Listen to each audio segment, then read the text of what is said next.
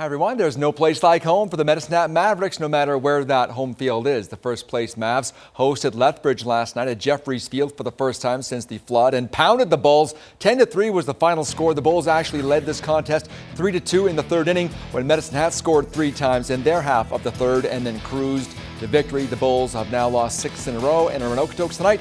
The Mavs have won 3 straight and host Melville, and we're told the Grand Slam Baseball Festival in Lethbridge, which was postponed last week due to flooding, has been rescheduled for July 26th, 27th, and 28th. Big news from the National Hockey League today. Tampa Bay bought out Vincent Lecavallier's contract, and the Calgary Flames have acquired right wing David Jones and defenseman Shane O'Brien from Colorado in exchange for forward Alex Tanguay and defenseman Corey Sarich.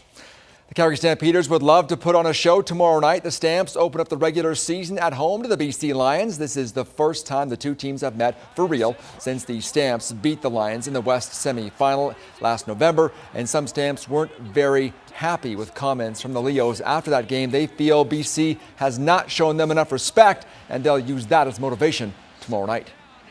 Probably within about 30 seconds of them losing, the disrespect started. Us beating them was a fluke, that we had no business beating them, that they're the better team. So absolutely, I'm very much looking forward to getting the opportunity to play them because they're a great team. I have a lot of respect for all their players, but I have respect for our players too. And I don't like teams coming out and saying that we aren't good. Stamps and Lions, 8 o'clock tomorrow at McMahon Stadium, and with all that's going on in southern Alberta, I wonder what attendance will be for that game. The CFL season actually begins tonight in Winnipeg as the Blue Bombers host Montreal. The Bombers have a brand new stadium, albeit a year late, and hope that their starting quarterback has a new, clean bill of health. Here's TSN's Sarah Orleski with more on Buck Pierce. The 2013 version of Buck Pierce starts this season looking noticeably different from years past. Entering his 9th season in the league, Pierce is 25 pounds lighter and in turn leaner and faster, in the hopes that this season will be the one that allows him to lose the reputation of being an injury-plagued quarterback. I feel light on my feet. I feel quick. I feel like I can, get down to my second and third reads, quicker, just with my feet. Buck had put on weight so that he could take the hits, and since that didn't work, his rationale was he was going to lose weight so he could move around in the pocket better. There is a great deal of pressure on the Bombers organization, both on and off the field, to have success this season.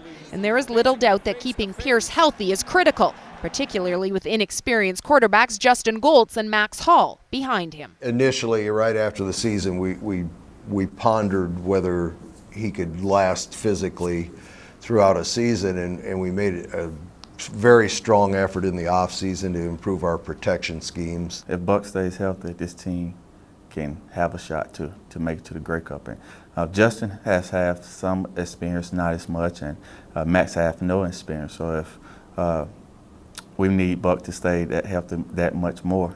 The numbers over his 3 seasons in Winnipeg back up just how important Pierce is to any potential success this franchise might have.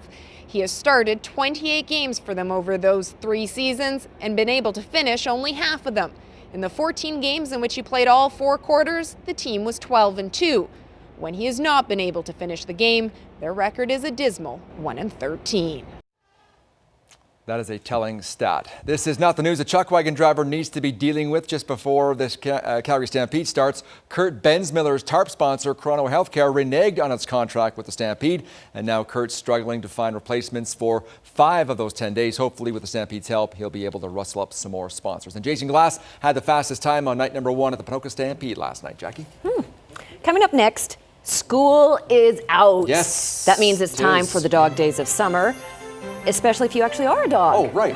That graduated today.